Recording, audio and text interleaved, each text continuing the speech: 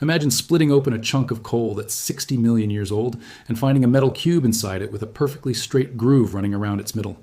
Or cracking apart a limestone boulder hundreds of millions of years old and having an iron hammer with a wooden handle fall out.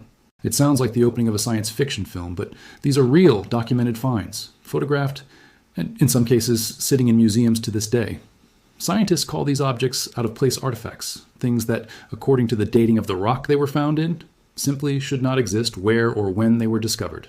If you take that dating at face value, some of these objects are older than the dinosaurs, which means either our entire timeline for life on Earth is fundamentally wrong, or there's a far more mundane explanation that conspiracy theorists just find less exciting.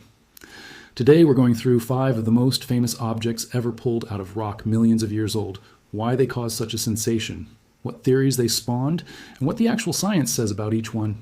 Stick around, because the truth here turns out to be every bit as fascinating as any conspiracy theory, and if you enjoy this kind of careful, evidence-based debunking, that's exactly what this channel does. So go ahead and subscribe before we dive in. Let's start with the find that became, for many mystery enthusiasts, almost the flagship piece of evidence for a lost civilization predating recorded history, the London Hammer. Despite the name, this wasn't found in England. It turned up in the tiny town of London, Texas. In 1936, a local couple, Max and Emma Hahn, were walking along Red Creek when they noticed a piece of wood sticking out of a stone. Curious, they took the rock home. About a decade later, their son decided to crack it open and found an ordinary-looking iron hammer with a wooden handle inside. Ordinary, except for one detail, the stone encasing it resembled rock from the Ordovician period, somewhere between 400 and 500 million years old, long before dinosaurs, let alone humans, existed. The hammer remained a local curiosity for decades until 1983, when it caught the attention of Carl Baugh, an amateur archaeologist and committed young Earth creationist. Someone who believes the Earth is only a few thousand years old rather than billions. Baugh acquired the hammer and made it the centerpiece of his Creation Evidence Museum in Glen Rose, Texas, presenting it as a tool from a civilization that existed before a great flood described in the Bible. He claimed the wooden handle had begun turning to coal, supposedly proving its incredible age, and that the metal's composition, reported as roughly 96% iron, 2.5% chlorine, and less than 1% sulfur, matched nothing produced in any known historical period. The internet naturally ran with it. The hammer became an icon of alternative history. If people were making tools 400 million years ago, the entire official scientific record had to be a lie, and you could throw out the textbooks. Geologists, however, have a completely different and almost disappointingly simple explanation. In 1985, the anthropologist John Cole published a paper explaining the phenomenon of concretion, a process in which minerals dissolved in water precipitate around any foreign object, a rock, a branch, a lost tool, gradually forming a hard stone shell around it. Here's the key point. The rock that makes up the concretion can contain minerals that are genuinely hundreds of millions of years old, but the concretion process itself, the actual cementing around the object, can happen quite recently, sometimes within just a few decades. It's a bit like mixing concrete using sand that's 1 million years old. The concrete itself is still fresh, even though the sand inside it is ancient. Limestone concretions form around modern objects constantly. It's a well-documented, ordinary geological process. As for the hammer itself, its design is entirely consistent with a typical 19th century American mining hammer. The most likely explanation is that a miner lost it roughly 150 years ago, and mineral-rich water from the creek did the rest. No independent age testing of the hammer has ever been conducted. Carl Baugh has consistently refused to make the artifact available to outside researchers, and that refusal, frankly, says more than any chemical analysis could. From Texas, we move to California for a find that at first glance seems even more improbable, a spark plug inside a geode 500,000 years old. This story is often called the Coso artifact, named for the mountain range near where it was discovered. In February of 1961, 3 rock shop owners, Wallace Lane, Mike Mikesell, and Virginia Maxey, were out near the town of Olancha hunting for geodes, hollow stone formations lined with crystals that collectors prize for their shops. When Mikesell tried to cut into one of their finds with a diamond saw blade, the blade hit something solid inside and was ruined in the process. Splitting the rock open, they found a cylindrical ceramic object with a metal rod running through its center, strikingly resembling a spark plug. Virginia Maxey told reporters that an unnamed geologist had examined the surrounding fossils and dated the object to 500,000 years old. She never named this geologist, then or ever. Still, the story spread through newspapers worldwide, and people began talking about proof of prehistoric technology, or perhaps even a message from extraterrestrials. Believers in ancient alien contact embraced the Coso artifact as yet more confirmation. The object became a sensation, its photographs printed in dozens of books about ancient mysteries. The resolution came when skeptics Pierre Stromberg and Paul Heinrich took up the investigation decades later. They didn't have access to the object itself, its location had become unknown by that point, but they had X-ray images and a detailed sketch. Comparing these against spark plug catalogs and working with the spark plug collectors of America, they identified the object as a 1920s-era champion spark plug, the kind used in Ford Model T and Model A engines, right down to matching dimensions. The geode, meanwhile, turned out not to be a geode at all, but an ordinary iron oxide concretion, a hardened crust of rust and minerals that can form around a metal object in a matter of decades. Someone almost certainly discarded an old spark plug in the desert sometime in the 1920s or 30s, and clay-rich soil and mineral salts did the rest. Decades later, collectors mistook the hardened result for ancient rock. To their credit, Stromberg and Heinrich noted that the original discoverers most likely weren't trying to deceive anyone. They simply had no background in geology or automotive parts. There's a satisfying postscript here too. In 2018, the actual physical artifact, long thought lost, was located through the family of one of the original discoverers, and a geologist from the University of Washington was finally able to examine it directly, confirming the spark plug identification beyond any doubt. The object is now on public display at the Pacific Science Center in Seattle, fully resolved and available for anyone to see. Our third stop is Massachusetts in the mid-19th century for a story that's older and considerably murkier. In 1851, workers blasting rock for construction purposes on Meeting House Hill in Dorchester were breaking apart what's known as Roxbury conglomerate, or pudding stone. Rock formed during the Ediacaran period, roughly 570 million years ago, a time when Earth had no fish, no insects, not even primitive land plants, only the simplest marine organisms. After the blast, workers sorting through the debris reportedly found a bell-shaped metal vessel among the rubble, broken into two pieces, standing about 11 centimeters tall with a 16-centimeter base, its walls made of a metal resembling a zinc and silver alloy, decorated with 6 inlaid silver flowers and a silver grapevine motif around the base. A short item about the find ran in Scientific American on June 5th, 1852. And that single publication became the foundation of the entire legend. If the vessel really had been embedded in 600-million-year-old rock, it would mean intelligent beings with metallurgy and decorative artistry existed on Earth hundreds of millions of years before the first dinosaurs. The Hindu creationist Michael Cremo used the Dorchester pot in his book, Forbidden Archaeology, as evidence for pre-flood civilizations. The Falun Gong movement's website dated it to 100,000 years old. Ufologists saw in it a trace of extraterrestrial intelligence. Now for the cold dose of fact. First, nobody ever actually proved the vessel was inside the rock itself. It was found among debris after a blast that scattered tons of stone across dozens of meters, meaning the object could just as easily have been sitting in soil above the rock layer, lodged in a crack between strata, or simply resting on the surface of the hill. Second, archaeologists who studied the description in the single surviving photograph identified it almost immediately as a typical Victorian-era candlestick holder, or an Indian hookah base. The Italian researcher and debunker Biagio Catalano pointed out, as early as 1964, the near-perfect resemblance between this object and a hookah base held in the Prince of Wales Museum in Mumbai. Third, and perhaps most damning of all, the Dorchester pot itself vanished without a trace shortly after it was found. It cannot be studied, cannot be dated, and its metal composition can never be analyzed. All we have is a newspaper item a century and a half old and a photograph of questionable provenance. For skeptics, this case stands as a textbook example of how a single uncritical publication can spawn a myth that survives for centuries. From America, we travel to Russia's Kaluga region for a find that, on its face, looks like the most convincing evidence of all. An actual metal bolt embedded in rock 300 million years old. In the 1990s, a Russian group called Kosmopoisk, an organization dedicated to investigating UFOs and paranormal phenomena, was examining a suspected meteorite impact site in the Kaluga region. Among the rock samples collected, one stone drew particular attention. Embedded inside it, partially protruding, was an object strikingly resembling a screw or bolt about a centimeter long.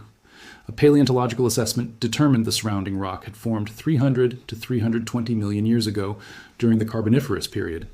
An X-ray supposedly revealed a second similar object deeper inside the stone. Kosmopoisk announced a sensational discovery, evidence, in their view, of a technological civilization existing on Earth during an era when giant arthropods still crawled the planet and the first amphibians were only beginning to emerge onto land. Or, in a version that appealed even more to ufologists, the bolt was of extraterrestrial origin, arriving on Earth aboard a meteorite hundreds of millions of years ago.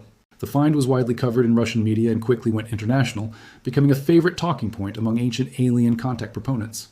Scientists, however, offered an explanation that would be immediately obvious to any paleontologist, if considerably less exciting for viewers of fringe television channels. The screw-like object is, with very high probability, a fossilized crinoid stem, the petrified remains of a sea lily. Crinoids aren't plants at all. They're animals related to starfish and sea urchins. They've existed on Earth since the Ordovician period and reached their peak diversity precisely during the Carboniferous, exactly when the Kaluga stone formed. Crinoid stems are made of disc-shaped segments stacked on top of each other like coins in a column. When the animal dies and its soft tissue decomposes, it leaves behind a stem-shaped cavity. If minerals fill that cavity, the result is a fossil that looks remarkably like a threaded metal rod with regular, even rings. Geologists find fossils like this by the thousands all over the world, and it typically takes a specialist only a glance to distinguish a fossilized crinoid from a metal bolt. But Cosmopoisk never allowed independent experts to examine the sample, never disclosed the bolt's actual material composition, and never made the stone available for study by international geologists. Science operates on a simple rule here. If you claim a revolutionary discovery but refuse to let others verify it, your discovery is worth nothing. Our final stop is Austria, 1885, for a find that's been discussed for nearly a century and a half, and that, unlike most of these other cases, genuinely does still exist, available for study and currently housed in a museum. This is the wolf's egg iron, more commonly known as the Salzburg Cube. A foundry worker named Riedel, employed at an ironworks in Schöndorf, Austria, was breaking apart a block of lignite coal mined at Wolf's Egg when he found a strange, roughly cube-shaped metal object inside, with two slightly convex faces and a deep groove running around its perimeter. It measured roughly 67 by 67 by 47 millimeters and weighed about 785 grams. The object was handed over to a local museum, and in 1886, Adolf Gerlt, a geology professor at the University of Bonn, reported on it in the journal Nature, suggesting it might be of meteoric origin. This is where a small chunk of iron began turning into a legend. The lignite in which it was found dates to the Tertiary period, somewhere between 20 and 60 million years old. If the cube had been inside the coal from the moment it formed, its age would be comparable, meaning someone manufactured a metal object tens of millions of years before the first primates existed. Ufologists seized on the story immediately. The Salzburg Cube, in their view, was a component from a machine built by an ancient civilization that lived during the age of dinosaurs, or, in more extreme versions, a fragment of an alien probe that crashed to Earth millions of years ago and was gradually absorbed into sedimentary rock. In paranormal literature, it's often described as a perfectly machined steel cube, even though it's not perfectly geometric, not steel, and not even truly cubical. So what does the actual science say? The object has been analyzed multiple times, including in 1966 and 1967 at the Vienna Natural History Museum using electron beam microanalysis. The results were genuinely mixed. Its specific gravity of 7.75 is consistent with iron alloys. Its composition includes iron with traces of carbon, characteristic of cast iron. The first and most obvious theory is that it's an iron meteorite. Meteorites fall to Earth regularly and can certainly end up inside sedimentary rock, if that rock formed around them over millions of years. And meteorites sometimes take unusual shapes after passing through the atmosphere, with the groove potentially resulting from uneven weathering or tectonic pressure. A second theory, supported by several researchers including geologists Gero Kuret and Rudolf Grill, holds that it's simply a byproduct of early mining or foundry operations, accidentally lodged in the coal seam through a crack or during a rockfall, with a low magnesium content and lack of nickel, chromium, or cobalt found in the metal arguing against a meteoric origin specifically. The story of the Salzburg Cube picked up one more layer of mythology thanks to a claim that's circulated across paranormal websites for decades that the artifact mysteriously vanished from the Salzburg Museum in 1910, presented as evidence of a cover-up, the implication being that official science hid an inconvenient find to protect the accepted picture of history. In reality, the object never disappeared in any sinister sense. It has long been associated with the Heimathaus Museum in Vöcklabruck, Austria, where the famous surviving photograph was taken, and a plaster cast made before the original suffered damage from handling and sampling is held at the regional museum in Linz. So a conspiracy of silence looks considerably less convincing once you account for the fact that a cast of the object has sat in a provincial museum display case for decades, viewable by any visitor. It's worth being precise here, since even reputable sources disagree somewhat on the original object's exact current status, with some accounts placing it definitively at Vöcklabruck today, and others noting the original was last confirmed on exhibit in Linz only through 1958, with its more recent whereabouts genuinely less clear, while the cast itself is consistently and reliably documented. The core problem with the wolf's egg iron is the same problem affecting most out-of-place artifacts. We have no reliable documentation of exactly how it was extracted. We don't know precisely which layer of coal it came from, whether the surrounding rock showed signs of disturbance, or whether it was truly fully embedded versus simply lodged in a crack. A 19th century foundry worker wasn't keeping archaeological field notes, he was just breaking up coal and found something strange. That doesn't mean the find is fraudulent. It means we simply don't have enough data to draw planet-altering conclusions from it. Interestingly, paranormal literature typically describes the cube as perfectly geometric, implying obvious human manufacture, but if you look at an actual photograph, you see a misshapen lump of iron with uneven edges, dents, and a groove, an object that looks considerably more like a meteorite fragment or foundry waste than a precision machined component of anything. The description gets bent to fit the theory rather than the other way around, and that, unfortunately, is a fairly typical feature of the entire paranormal artifact genre. So, we've now gone through 5 finds that, at first glance, seem to overturn everything we understand about history. A hammer in 400-million-year-old stone, a spark plug in a half-million-year-old geode, a silver vessel in Ediacaran period rock, a screw in Carboniferous limestone, and an iron cube in tertiary coal. Each one spawned a wave of theories ranging from pre-flood civilizations to extraterrestrial visitation. And each one, on closer examination, turned out to be far less mysterious than conspiracy theorists would like to believe. What connects them? First, not one of these finds was made by professional archaeologists or geologists conducting systematic excavation. All of them were discovered by accident, by miners, tourists, collectors, people who didn't document the context of the find and had no training to correctly interpret it. Second, the age was always attributed to the surrounding rock, not to the object itself. But rock isn't a sealed vault with a built-in clock. Stone cracks, water seeps through, minerals, cement, whatever happens to be in their path. A modern object can end up inside ancient-looking rock within just a few years and appear on the surface as though it's been there for millions. Third, not one of these artifacts has ever undergone a full, independent examination. Either the object vanished, like the Dorchester pot, or the owner refuses to hand it over to researchers, as with the London hammer, or the investigation was conducted by an interested party without allowing skeptics access, as with the Kaluga bolt. But there's a deeper lesson here, too. We humans love mystery. We like to think the world is more complicated than the textbooks say, that somewhere out there is a hidden truth being kept from us. There's nothing wrong with that instinct. Curiosity is exactly what drives science forward in the first place. The problem starts when we cling to the more exciting version and refuse to actually test it.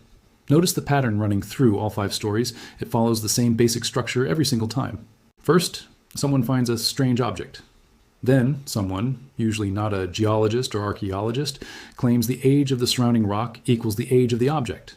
Then, people with a specific ideological agenda pick up the claim: creationists, ufologists, authors selling books about ancient mysteries. And finally, when scientists offer a straightforward explanation, it gets dismissed as boring, uninteresting, or part of a cover-up. Notice that independent verification never actually appears anywhere in this pattern. A genuine scientist isn't someone who believes or disbelieves in pre-flood civilizations. A genuine scientist is someone who says, show me the object, let me run the analysis, publish the data, let others repeat the experiment. And if the mystery survives all of that scrutiny, all the better. If it turns out to be a 1920s spark plug or a fossilized sea lily, well, that's knowledge too, and it's no less valuable for being less dramatic. Understanding exactly how a mineral concretion can transform a discarded car part into an apparently ancient artifact within 40 years tells us just as much about real geological processes as any textbook chapter. There's one more point worth sitting with. If a genuinely technological civilization really had existed on Earth millions of years ago, not one hammer, not one bolt, but an entire civilization, it would have left millions of traces, foundations, garbage dumps, roads, mines, chemical anomalies in the soil. We find fossilized worm trails from creatures that crawled the ocean floor 500 million years ago. We find preserved impressions of dinosaur feathers. We find pollen from plants that went extinct tens of millions of years ago. But we find nothing at all pointing to the existence of intelligent life before humans. 5 dubious objects across 200 years of searching isn't evidence. It's statistical noise. The world is full of genuine mysteries that don't need any embellishment at all. How exactly do concretions form? Why do they sometimes take such bizarre shapes? What physical processes can turn organic material into stone within just a few decades? These are all genuinely fascinating questions science doesn't yet have complete answers to. But they're questions that demand careful research, not blind faith. Let me know in the comments which of these 5 finds you found the most convincing. And don't forget to subscribe. There are plenty more stories ahead about things that shouldn't exist, but somehow do anyway. See you next time. Next.